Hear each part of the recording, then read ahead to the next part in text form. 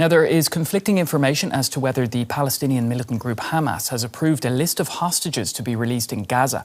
Israel's Prime Minister Benjamin Netanyahu says Hamas has not provided a list of names, but a Hamas official earlier told Reuters news agency that the group had approved a list of 34 hostages presented by Israel to be exchanged in a possible ceasefire. Also earlier, Israel said indirect negotiations had resumed in Qatar for a ceasefire and hostage release deal. Now, despite the talks, Israel has stepped up airstrikes in Gaza, killing dozens of people. A deadly weekend in Gaza, hit by over 100 Israeli strikes. Israel's military said it was targeting Hamas terrorists. A resident from a neighboring building in central Gaza's Deir el-Balah said there were no fighters on the targeted block. They are civilians. All of them were civilians. We don't have anyone here. Our neighborhood, from the start of the war, it's a calm neighborhood. There's no trouble here. Family members and relatives have come to dig through the rubble, looking for their loved ones. I came to check on my cousin to see what was going on, and I found my other cousins.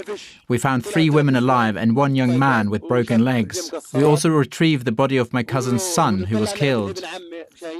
We're uncovering body parts and bodies as we dig to retrieve my other cousin. The health ministry in Hamas-run Gaza says over 45,800 people have been killed in nearly 15 months of war. The recent escalation comes as Arab, US, and Israeli mediators resume efforts in Qatar to broker a ceasefire in Gaza and a hostage release deal. Journalist Karim El-Gawhary has spent 3 decades covering the region and is following the story from Cairo. He joins us now.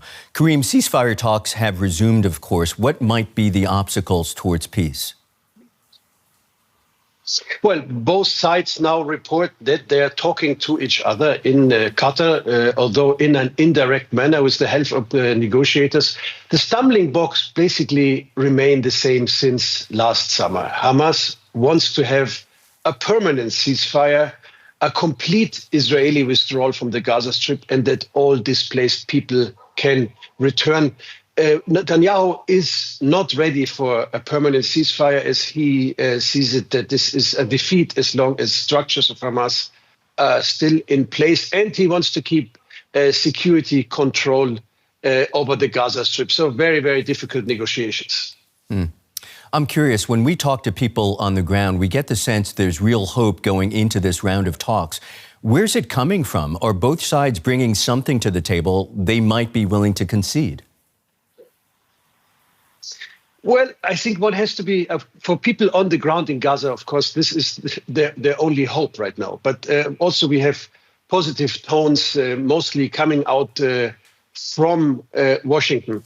But again, we have to see that all these hopes since last summer, we have the same deal on the table. All these hopes were repeatedly, basically trashed. Now we have reports that Hamas shows a little bit more flexibility when it comes to the full Israeli withdrawal from the Gaza Strip. But also we have to keep in mind that all these reports are often spread in order to put pressure on one of the negotiating parties. So one has to be very careful with the positive tones we hear here. As we mentioned at the top, the outgoing Biden administration is planning an $8 billion arms sale to Israel as it brokers these negotiations along with Egypt and Qatar. What do you make of the timing of the announcement? Well, first, it's not the first arms deal. Just last August, the US approved an arms deal of $20 billion.